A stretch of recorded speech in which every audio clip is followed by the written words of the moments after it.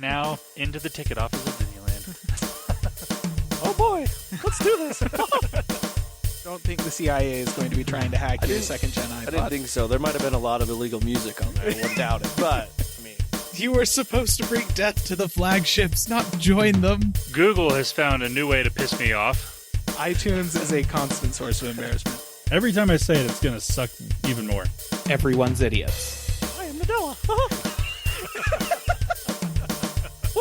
I can't do it anymore without laughing. I was going to do the whole thing. Welcome, everyone, to the Calling All Platforms podcast. I am your host, Wes, and I'm here with Landon. Hello. And Caleb. Hi. And we are here to talk all things tech this week and last week. Because, you know, there wasn't a lot, really, so... But there was a little, you know, but we're going to bring some stuff up here. Man.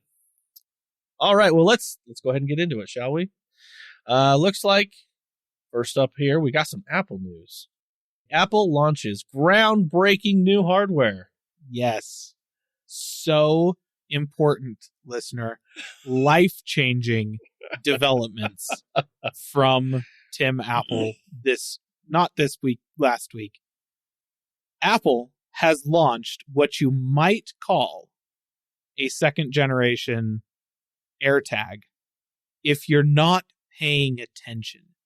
But if you are paying attention and you look below the surface, you'll realize it's just the first-generation AirTag. Basically. Oh, man. So, you know AirTags? This thing that Apple launched that is basically a tile, lets you track stuff that you put it on via their interconnected AirTag network type thing. And it can be tracked by pretty much any Apple device it's in range of and all that kind of thing. Had some issues, right? People were using it to stalk people, and that was very problematic. And there's still problems, but they do an okay job of addressing them. So they've launched an AirTag 2. They're calling it. It does have some slight hardware tweaks to it. Essentially, it's using updated versions of the wireless connectivity standards that it uses and has some tweaks for efficiency gains, which theoretically means the battery's going to last a little bit longer. Physically, it's the same. You can still use your existing AirTag dongles with it. Still has the replaceable button cell battery thing in it, which is nice. Glad they kept that. And the only real notable change is that if you have an older phone that uses their ultra-wideband frequency tracking chip, like the first version of it, that's not going to work for precision finding with this new AirTag. So newer devices will, and I believe the quote-unquote newer devices that are supported are the 15 Pro and newer on the iPhone side of things. I think if I cared more, I would go double check. I don't.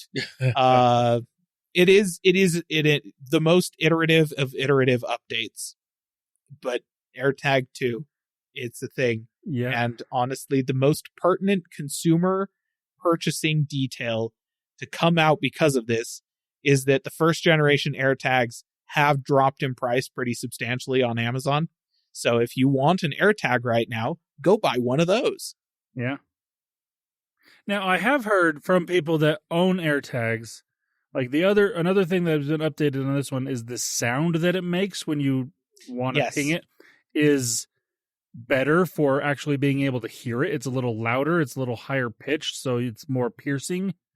And the people that use that feature that I've heard from anyways are like, this actually might be worth buying more just for that feature. So, I mean, I wouldn't buy more for that feature, but I do understand, like, if it's got a Find My feature that, you know, for if you want to hear it, because you don't have one of those newer phones that has the better precise location tracking, then using the sound would be a better option. So that might make it work. I mean, it's the same price as what they were before, so it's not like you're spending a higher amount of money.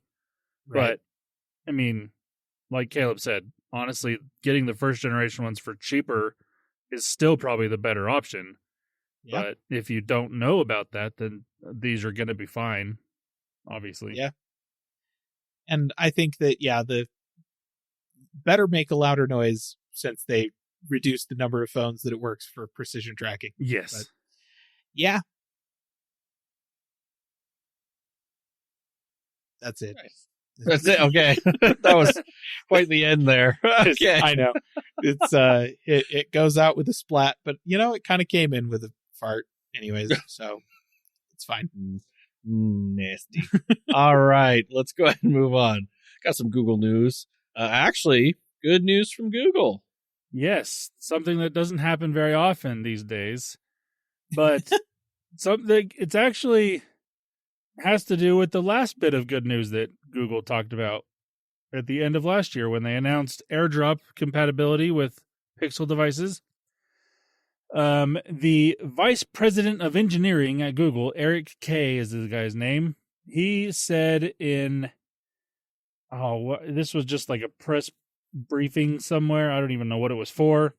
But he said, we spent a lot of time and energy to make sure that we could build something that was compatible not only with iPhone, but with iPads and MacBooks. Now that we've proven it out, we're working with our partners to expand it into the rest of the ecosystem. And you should see some exciting announcements coming very soon. So that means AirDrop will be on basically all Android phones, hopefully by the end of the year or sooner. Hey. I imagine it's probably going to be something that comes with the newest version of Android at their developer conference in May or whenever it is. It's probably when it's going to be announced. So, but either way, that is great news. So just keep an eye out for that. We will definitely cover it when it is announced and when it happens, because we love good news around here, and that is good news. Yes. As much as we can get. Yeah.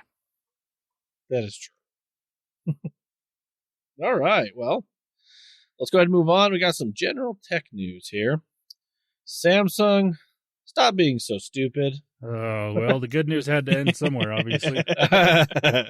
So this is something that we would have talked about last week, and I just didn't care enough to try to convince these guys to talk about it last week because it's not great news.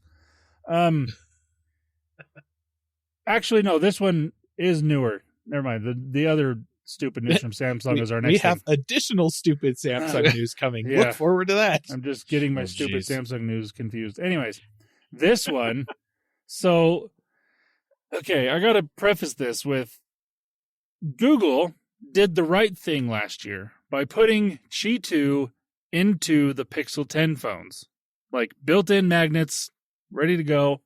So we all assumed, okay, Google's done it. That means Samsung's going to do it, right? Right? Right? Right? Right? Well. Right? Please? So we still don't have the new S26 phones yet. They're supposed to be coming out in the next couple weeks, from what I understand. And a recent leak has come out and said that no, these new phones won't have magnets built into the phones, because the leak is there's been some cases, like first-party cases from Samsung, that have the magnets built into those instead. Oh. Which, to be fair, that is also a thing for iPhones and Pixel phones, just so you can have a stronger magnet. Like the case that I have does have magnets built into it to make it stronger. Yeah. But so it doesn't necessarily mean that the phone won't have Qi 2, but it's not looking great. And if that is the case, Samsung, just seriously, you obviously hate your consumers, apparently. Because this is like one of those quality of life features that, yes, obviously is not necessary, but is extremely nice to have. And where your other main competitors, being Apple and Google, both have it in their phones, this is going to turn into one of those features that, oh, well, I guess if Samsung isn't going to finally do it, I'll switch to a Pixel, or maybe I'll switch to an iPhone, because they've got that feature. That's a differentiating feature that people look for when it comes to buying $1,000 phones, because other than that, there really aren't that many differentiating features anymore, because the UIs are very similar. The cameras are all very similar. You got to add something to make your phone better. And Apple and Google have both done that. Samsung, you're not doing that. Stop being stupid. Yeah. Please? Ugh. Yeah. All right. Well, next topic here. Hey, speaking of Samsung being stupid. Oh, this is the one that was from last week that I still don't really want to mention, but I kind of have to because that's what we do here. So Samsung announced availability and pricing for the Galaxy Z Trifold. And I bet you can guess what the stupid part about this is. It's obviously the price. So it was you could start to buy it in stores on January 30th, which was a week ago or 2 weeks. I don't know. Time is stupid. But the problem with this phone is the price is $2,900.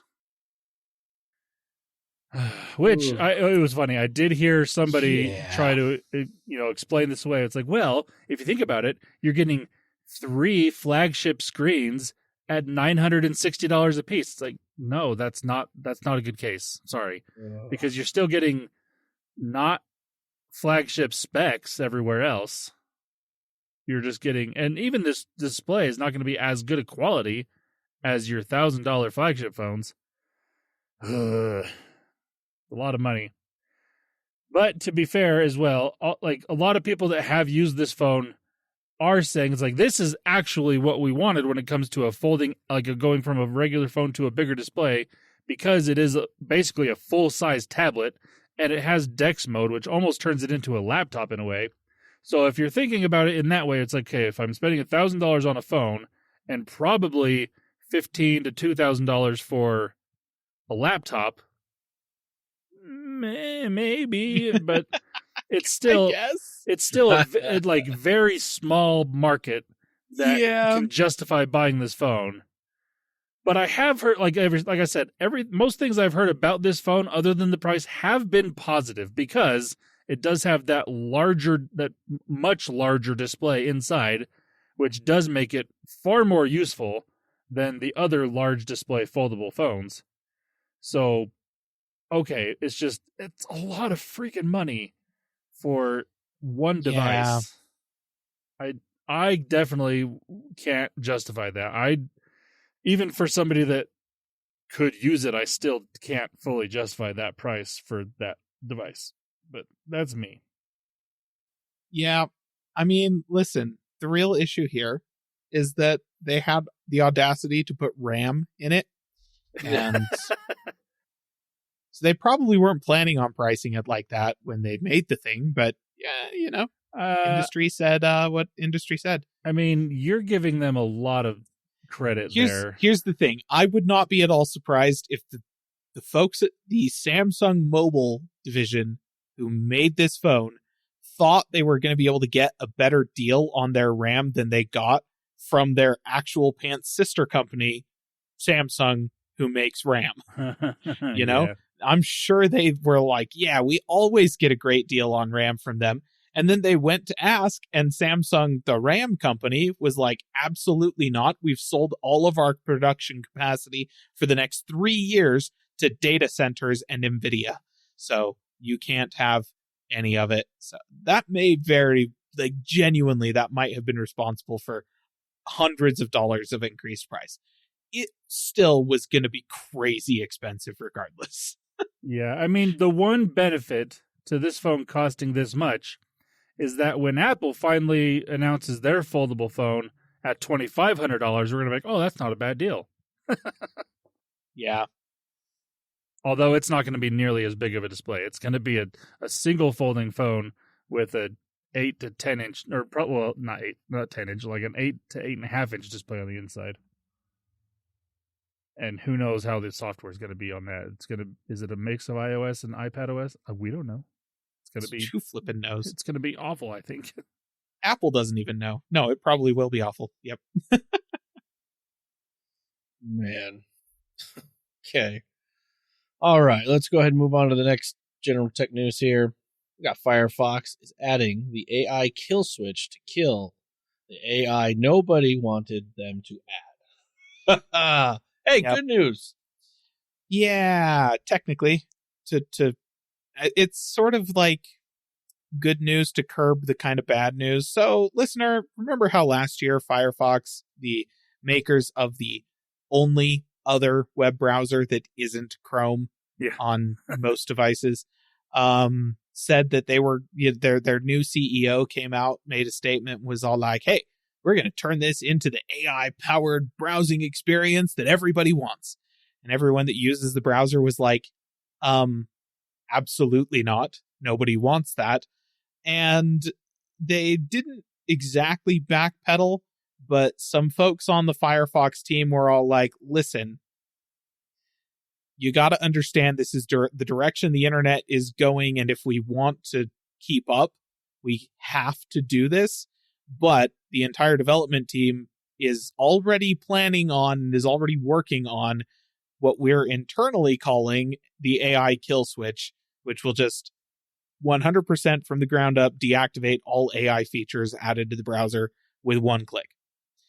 And they said that, and it is in the beta versions of Firefox currently, right? So if you're if you're using pre-release versions of Firefox right now, that is already available to you. So yes, they did in fact follow through on that. And you will be able to disable all of the stupid AI crap in Firefox with a single click, which is, once again, a reason that everyone should stop using Chrome and switch to Firefox. So, yay, says the guy who uses Safari. Which, to be fair, if you're not on Windows or Linux, is also a non-Chrome option. There are three browsers that exist in this world. There is Safari, there is Chrome, and then there is Firefox. Everything else, listener, I hate to break it to you, all of the other browser names you have heard, they're all Chrome. Yep. Every last one of them is Chrome. If it's not Safari and it's not Firefox, it's Chrome. They're all built on the Chromium engine. They're all technically built on a code base maintained by Google. And that just is what it is, unfortunately. So if you don't want that, and you shouldn't want that, then yeah, Firefox on platforms other than Macs is your only option. That is somewhat problematic still, because I can't remember what percentage of Mozilla's budget comes from Google. It's quite a bit. Google pays Firefox a significant amount of money to have Google as the main search engine for the browser. And that's where most of their operating costs to continue developing Firefox come from. So it's like Google is still there.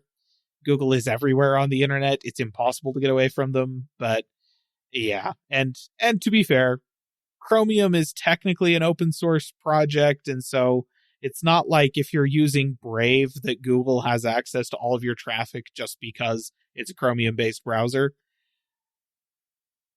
But still, if you don't want to be beholden to Google and Chrome, then hey, at the very least, Firefox will now give you the ability to turn off the AI they're baking into the browser, which is, I think it's safe to say, a thing that will never exist in Chrome. Yeah, no. So, there you go. Yeah. Okay. All right. I saw this next one, and it just hurts me to say it, listener. Oh, it's fun. The HP laptop subscription. Yes, HP wants you to subscribe to your laptop now. Oh. So, Yeah. let's just back up a little bit, okay? Because this is not technically new. This is a thing that HP has been doing they announced it about a year ago, and the program itself has been running for about 8-ish months, something like that. I'm bringing it up now because they just recently announced a gaming laptop version of this program that changed a few things about the original program and made it worse. But mainly this is here because I this year wanted to be able to put under the HP printer's worst platform of the year, HP laptops. So that's why we're talking about this now. I think it deserves the nomination. Fundamentally, what this is listener, you've probably heard, and we have talked about on the podcast in the past, hardware subscription programs that are you pay a monthly fee. It is sort of just a long-term lease for a device, and at the end of it, you own the device, right? Like we've talked about that with Xbox before, and other companies, Apple, in fact, does this, but it's a slightly different flavor. At the end of it, you can keep paying and return your device, and they'll give you an upgrade. You can do that like every year. Like essentially you pay the price, and every year you can hand in your old phone, get the new phone, or you can pay for 2 years, and at the end of it, you have paid the cost of the device you were given, and you can just take it and then keep it and own it and sell it if you want. And you can keep paying, like you can re-up for another year and get a new phone, but you get to keep the old one, right? So that's kind of how these programs have existed in the past. That's sort of what the HP laptop subscription thing looks like, right? Now, if you look at it from a distance, what you are seeing is, okay, here's a consumer grade laptop that you pay monthly. They send you the laptop. There are some perks in terms of like cloud storage and some other like feature kind of subscription things that are included in the price that you're paying. Is printer ink included with that? No. However, that would almost make it worth it. Additional pieces of hardware like dongles to plug into your computer and printers that you can get along with it are available in the program for additional charges. And I would assume that the printer subscription probably includes the ink subscription. So yeah, that's all tied in there somewhere. And so that's kind of how it works. And they give you the ability to upgrade your laptop without changing your subscription price as they add new and better devices to the program, right? So like if you are paying at a certain tier, they can add like a newer laptop to that tier, and you can then send your old one back and get the new one when that happens. And if they do that on a yearly cadence, and if you are the type of person who is going to pay for is going to buy a brand new laptop every year anyways, then this program makes a lot of sense, because at the price that they're charging for the monthly subscription, it takes about 3 years to hit the purchasing price of just buying the laptop outright. Okay? So if you're the type of person that upgrades every year or every other year, sure, you're going to save money by doing this, and then you get a new laptop. There's a few things that it's contingent on. The fact it's only been around for 8 months makes it really hard to say whether or not these are true. This relies on them releasing a new laptop into the program at your tier at least every other year. Yeah. So far, they have upgraded them once during the 8 months since its launch, so maybe that will be true. It also relies on you being the type of person who upgrades your computer every year or every other year. And listener, if that's you, wow, I don't want to like be too derogatory about this, but let's just say, please stop, get some help. That's not a good way to purchase tech just in general. Do not upgrade. Buy laptops that will last you for longer than a year. That's so don't buy HP laptops. Listen, the laptops that are in this program are the types of laptop that would last for more than a year. These are the laptops that cost like $2,000 to $3,000, right? These are not the cheap crap like HP Stream type laptops, okay? These are good laptops.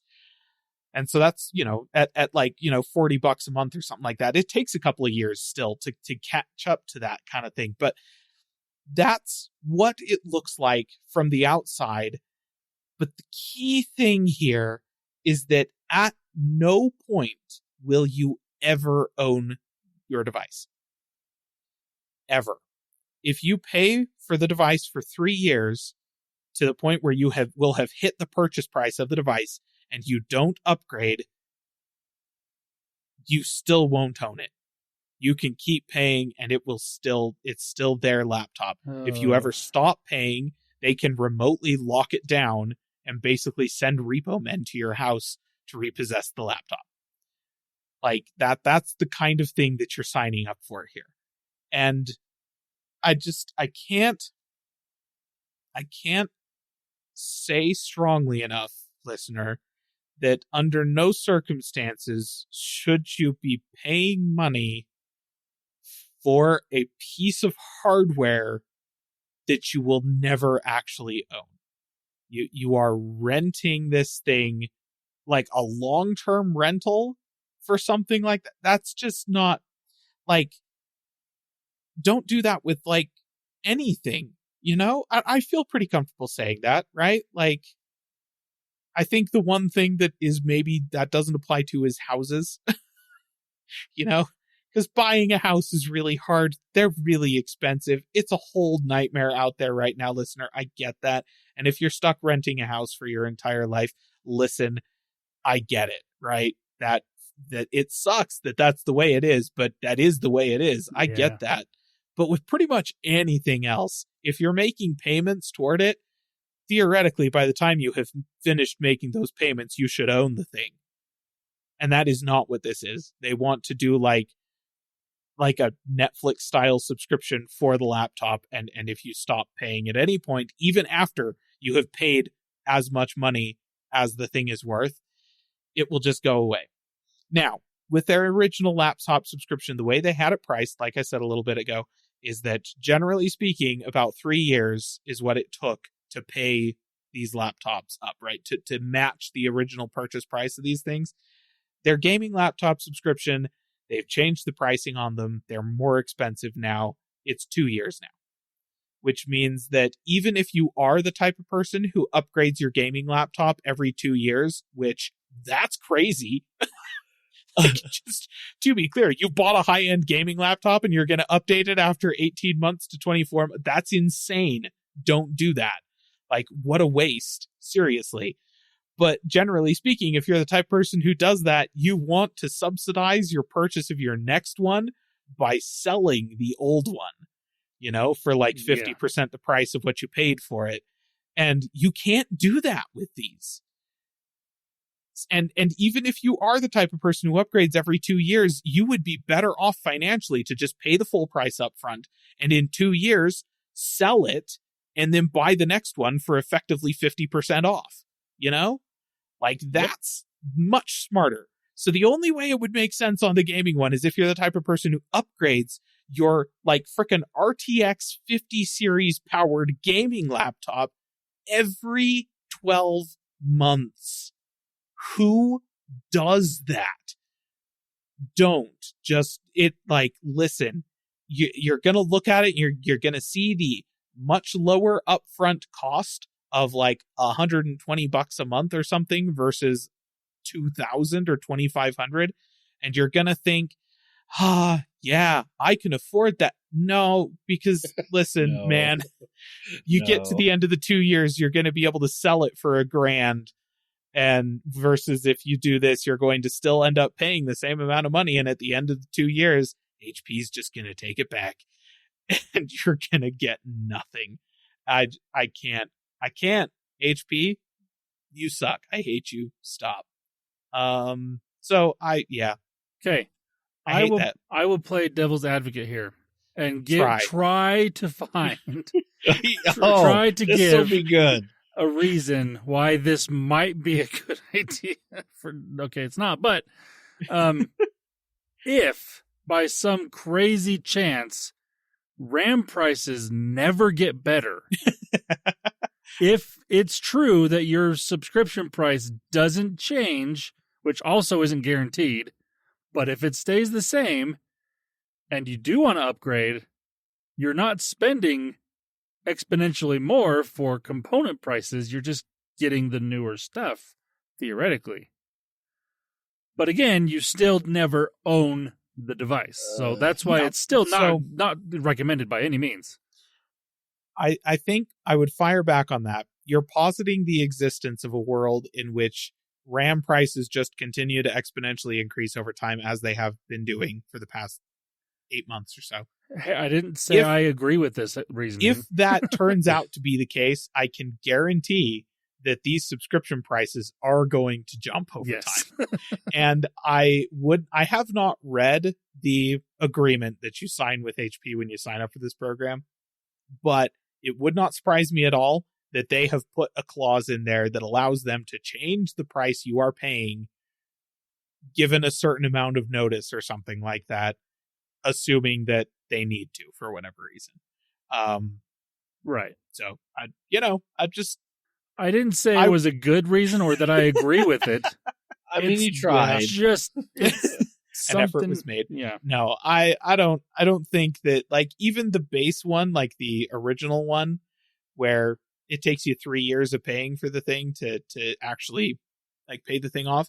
I look at that and I think to myself, honestly, at that stage, I would just, I don't know, borrow money from a friend or something like that and pay them back over time to buy your laptop. Like that just, it's so rough.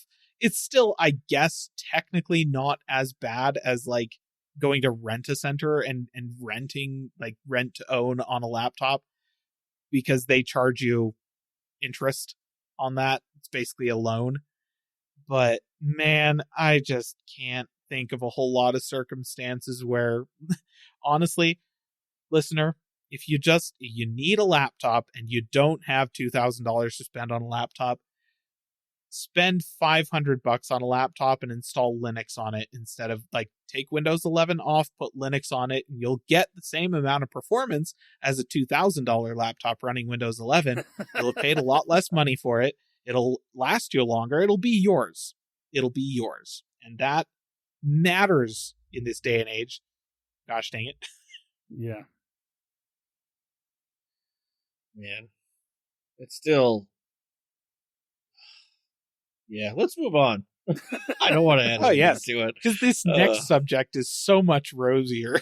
All right, let's do this. Let's jump in. Tesla officially jumps the shark. Yeah. So I feel like most of the time on this one, I'm going to take explaining what the phrase jump the shark means. You may be familiar with it already, listener, but for those of you that aren't, you may have heard of a show called Happy Days, or you may not have. It's been a while. It's old. It's from the 80s and 90s. It ran into the 90s, right? I don't know. I think. Like early 90s. It started in the mid 80s and was just, a sitcom. There was a character in this sitcom, the Fonzie. He was the cool dude, right? This was a very popular sitcom for many, many years. However, everyone who was fans of the show widely agrees that the quality declined slowly over a period of time. But the moment at which the show basically ceased to be watchable was the bit where, in a particular episode, a particular scene, the Fonz is jet skiing or something like that, water skiing behind a boat, and does a jump off a wave to jump over a shark that is chasing him or something like that. I have not watched the episode. I'm just familiar with it for, like, the broader context of me. This is the moment at which this thing became unwatchable, right? A lot of TV shows have these moments. For instance, if you're familiar with the early 2000s remake of Battlestar Galactica, the moment where that show jumped the shark was New Caprica. Just right? Like a lot of shows have this, and movies will have them. The moment in which the movie where you're just like, nope, from this point on, it becomes unwatchable. It's no longer worth it. I checked out. I'm gone. Yeah. Companies do this all the time, right? The moment at which this company has become like their products are not worth it. They've changed something. It's no longer worth it. For some people, Apple jumped the shark a while ago. And if I were to pick a moment where Apple jumped the shark for me personally, it would be specifically as regards their industrial design. And they jumped the shark when they launched the first aluminum unibody MacBook. Because despite the fact that those things are some of the best built, most premium feeling laptops on the planet, they just lost all sense of whimsy and fun in their industrial design at that point. That was the moment where their devices stopped being fun and started just being classy, which is nice. They're still very well built, but man, I miss my translucent plastics. Anyways, yeah. Tesla. You probably could have made the argument that Tesla jumped the shark when they launched the Cybertruck. I might still maybe make that argument. But at this moment, this juncture in time will go down as history as the moment where Tesla stopped being a car company at all. So Tesla has announced that they are canceling the Model S and the Model X, which are the two car models that turned them into a success story. Yeah. And are not currently their best-selling models. That would be the Model 3. But essentially the S and the X were the premium, the high quality, like these are the good ones. These are the Halo, like this is the best we've made kind of products. They're getting rid of those. The reason they're getting rid of them is because they supposedly need that manufacturing pipeline space to make their stupid Optimus robot things that aren't actually robots. They're just teleoperated armatures. And if you haven't seen the video clip of of the Tesla robot killing itself, essentially. Yeah, basically. It's the operator who is wearing some kind of motion capture suit to control the robot.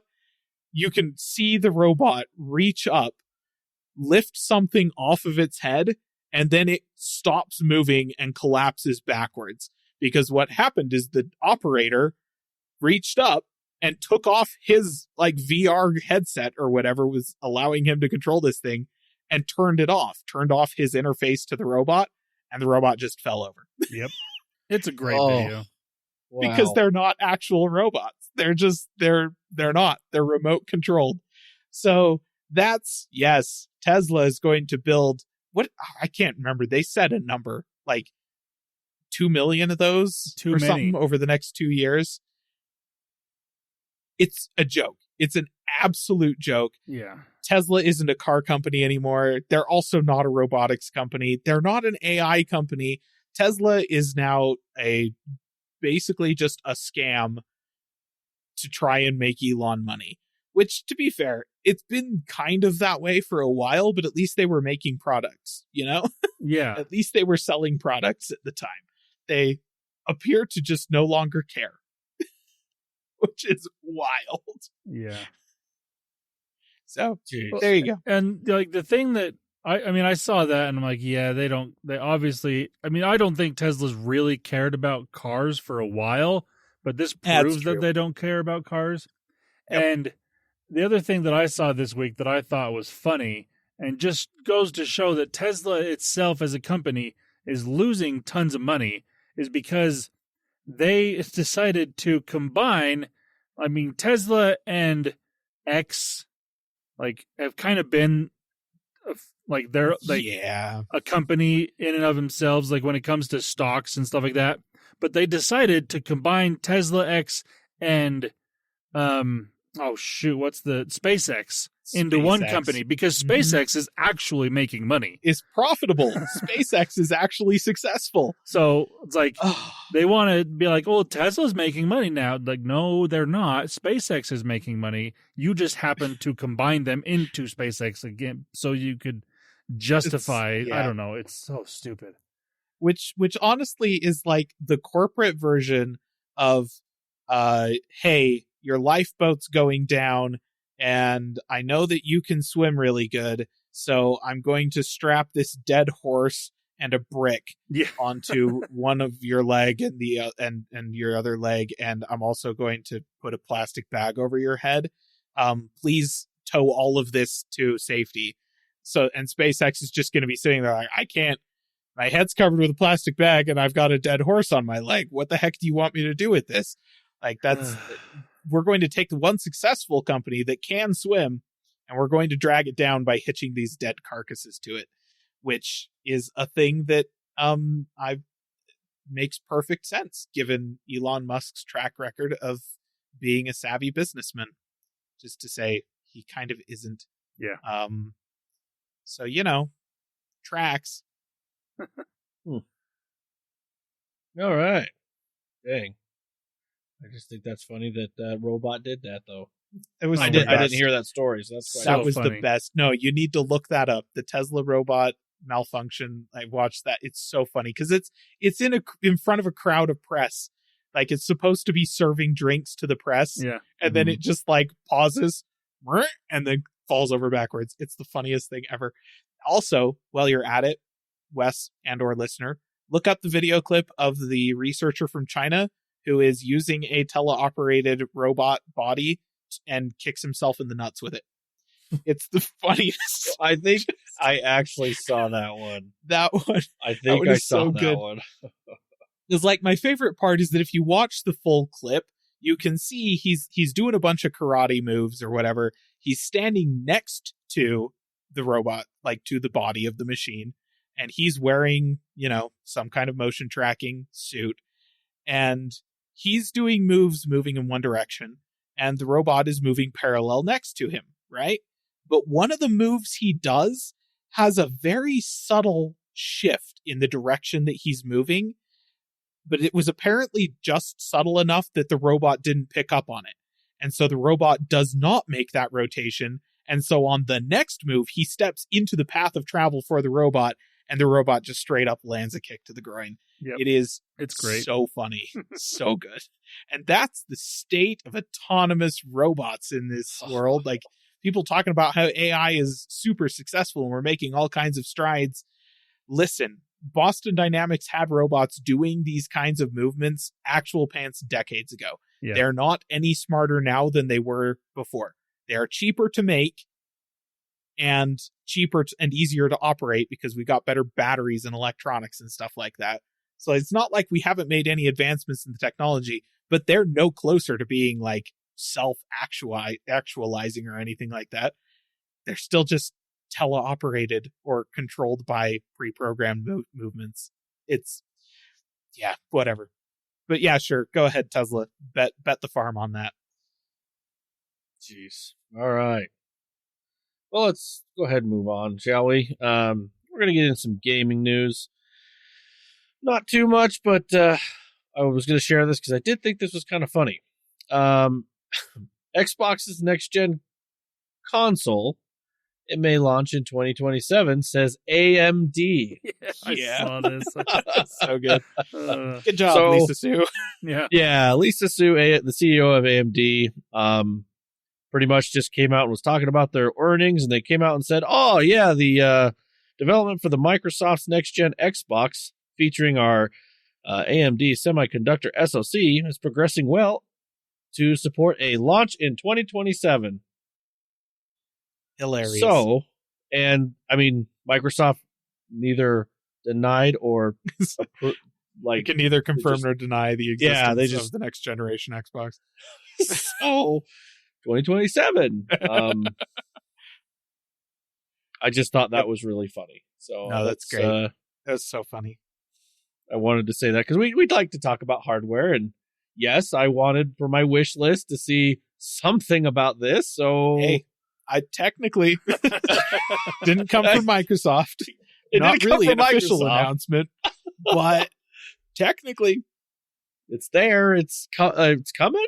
Like, I mean, we'll say that. I just thought it was funny. I mean, that it was AMD that was like, oh yeah, this is good. But what was interesting, now I heard this from another podcast. I think they actually asked Sony if they could talk on that, and Sony was like, no.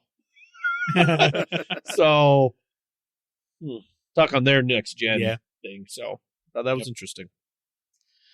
All right, let's go ahead and move on. Quick note here: Blizzard announces Overwatch 2 sequel. Just kidding. Sure. I'm trying to be funny here. So on this podcast, we talk a bit of Blizzard games, whether we love them or we don't like them. We talk about Blizzard games. And this past week, Overwatch, well, actually, Blizzard, the week prior, talked about World of Warcraft, and they did a state of, I can't remember, not state of play, but a state of Warcraft. I can't remember what they called it. Announced all that stuff. Yeah. Cool stuff. If you're into that, whatever. Let's move on. This past week, Overwatch 2 had their state of play. I'm going to call Spotlight. That's what it was. Sorry. Spotlight. And they talked about what's going on. And I'm just going to go over some quick things of what's happening here. First thing, they were really happy to say this. They are dropping the 2 from Overwatch 2, and it's now just going to be Overwatch. Basically just a confirmation that it's not a different game. Why don't I have the original Overwatch in my library still, Blizzard? Why isn't just... I'm not... Listener, I knew this would be a little bit, because I know one of us here has some issues with this, but... They have wronged me so many times. I'm just going to go ahead and just say a couple big notes here for this season. This actually season, and by this recording, we're recording on Sunday the 8th. The 10th is when a lot of this ball will be rolling. They're going to launch in February 10th a season 1. And this is going to have the main part here. They said that each of these new heroes they talked about new heroes coming. They are going to do 10 total heroes that they're releasing, but they're going to start with 5 on February 10th to start the new season 1. They are talking about actually having a story arc that starts with the new cinematic and unfolds through motion comics, in-game events, voice lines, animated hero trailers, and short stories. Hey, you know what would have been a really effective way to deliver story? Single player PvE or small group PvE mode inside the game that allowed them to do like more complicated story driven hero development and stuff like that. Almost like the kind of thing that you would put in a sequel to the original Overwatch. Oh, wait. That was what was announced, wasn't it? That's true. It was. So, yes, listener, they are trying to do this story-driven, whatever you want to call it. Sure. They're trying to do this on there.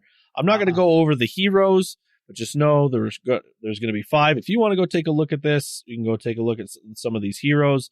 I've heard good things. I've seen Overwatch numbers are going up because people are wanting to try the new heroes. And not only that, they are going to do a UI overhaul. So what it looks like now, they're going to change what it looks like. I'm not going to lie. I don't play Marvel Rivals, but it kind of looks like a Marvel Rivals type. When it did come up, that's kind of what it looked like. The way that they're going to have your, if you want to play quick play or whatever options, it kind of looked like that. Well, just off the top of my head, but if you want to look, listener, go take a look. But also, the one that a lot of people are talking about is they're excited for this jetpack kitty cat. A kitty cat with a jetpack on it. Yeah. I love seeing Caleb's face. I really do when I gotta see say, things like this. It's pretty sad when Overwatch starts copying Marvel Rivals, which is a copy of Overwatch. Yes. Like, boy, howdy, that's some inbreeding to your new features there, Overwatch. Come on, guys. Yeah. I think, like I said, so I don't play Marvel Rivals a lot, but the way that it was quickly set up, it reminded me of it. So that's why I was like, oh, that kind of... So if you play another hero shooter, I think those are the only two I've really seen. Those are the only two big ones right now. Yeah. But I mean, Marvel Rivals has been eating Overwatch's lunch basically since it launched. So... They are adding new roles. I guess they're sub roles, so it kind of changes passive. So you got, a bruiser, an initiator, and a stalwart. So they're adding those to be to add to the tank damage and support hero. So you can divide them into sub roles. So it kind of adds different things that way. Cool. Give it a try if you want to hop on there. They are going to do an event, a conquest meta event, where in the story of Overwatch, you have the good guys, Overwatch, the bad guys they're up against, Talon, and you can choose which one of these you would like to do your quests, your weekly quests on, and you get gear or you get cosmetic skins towards who you want to fight for. And that's like different loot boxes, voice lines, cosmetics, weapon charms, things like that. You have a comment, Caleb? Should I keep going? You're shaking your head. Okay. I have no comments. I have said to Blizzard, they know exactly what I think of them. I send weekly emails to them, in fact, detailing their failings. So they're doing a couple other revamps, post-match accolades. They are making Stadium a little easier for people to play. So, like, if there's a build you're not sure how to play, but you're like, hey, I want to try this. They actually have like preset builds for you. So you just, hey, I want to play this type of character, and it'll pick the talents for you if you want to go that way. They are going to do more collabs and mythic skins. The big collab that everyone's talking about that's coming is the collab with Hello Kitty. So get your Hello Kitty collab on Overwatch and many more different mythic skins. And it, like I said, season 1 begins February 10th. So lots of big stuff, lots of big changes. Those of you that like to dabble, listener, if you like Overwatch, go take a look. Get your skins, mess with it, whatever. All right. That's it for the gaming news that we have, unless, Caleb, do you want to add anything? Oh, no. Okay. Listen, if I start, it never stops. It's true. It's true. But we still, I mean, this is our podcast. We need to call all platforms to this. All right. Let's go ahead and move on. And listener, we're going to move on to our most favorite segment, the Doom News. That's right. Listener, I have a special treat for you this week. It's a double feature because we missed last week and we had 2 weeks in a row where we had actual Doom news. Well, Doom modder news, to be specific. So, the best people on the internet, indisputably, at this stage, are people who are modding Doom and not using AI to do it.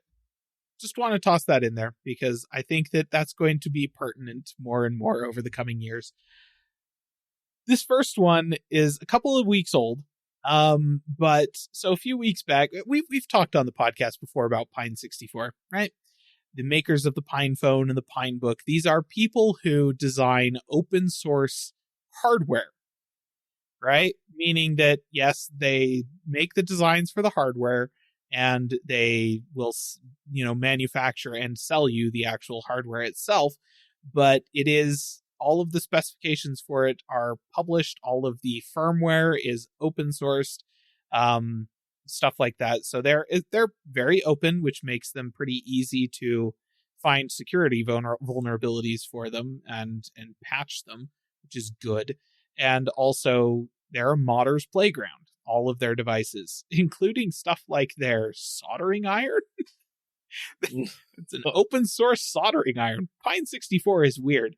Anyways, they released not too long ago a set of fully wireless earbuds that are, once again, open source, right? Which means that the hardware in the earbuds, particularly the hardware in the case, is all documented and fully understood and available to be tampered with via the firmware, which is open by the community. And it did not take long for somebody to use that to run Doom.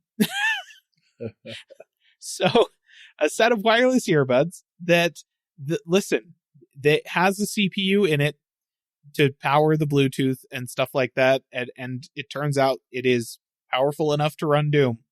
So, they have them plugged into a little screen via USB-C, which is how the thing is charged, but also how data is transferred to and from the earbud case. And they're playing Doom on a set of earbuds, which is bizarre and novel and interesting. But maybe that's not meta enough for you, listener. So, to that end, we have a modder who has got Doom running inside of a Doom clone. Okay? So, there's a genre of game that exists right now in, the year of our Lord 2026, but they've been around for 5-10 years. Boomer shooters, which are games that are designed to mimic FPS games from the mid-90s, like Doom and Quake and stuff like that. Okay? One of these boomer shooters, one of the more popular ones, is Ultra Kill. And so, mid-90s pixelated first-person shooter that it feels like Doom, or more accurately, Doom 2, Quake 2, kind of, that style of game. And inside of that game, there is a computer terminal that somebody has modded the game files such that you can, while you are playing the game, go up to the computer terminal and interact with it to begin playing Doom inside of a Doom clone. So that's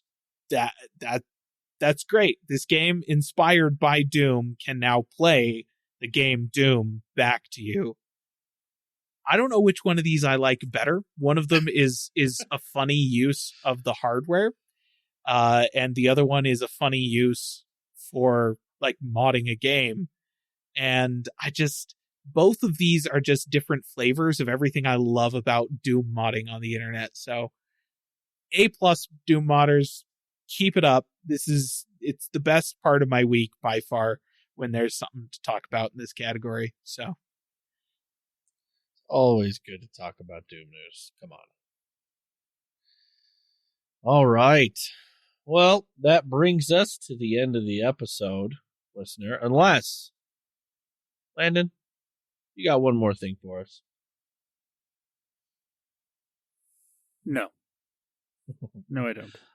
All right. Well, listener, we appreciate you listening to the end of the episode. And any other episodes, you've been with us for a while. We appreciate you listening. If you want to get a hold of us, you can over on our social media platforms, over as well as callingallplatforms.com. You can check out our YouTube videos.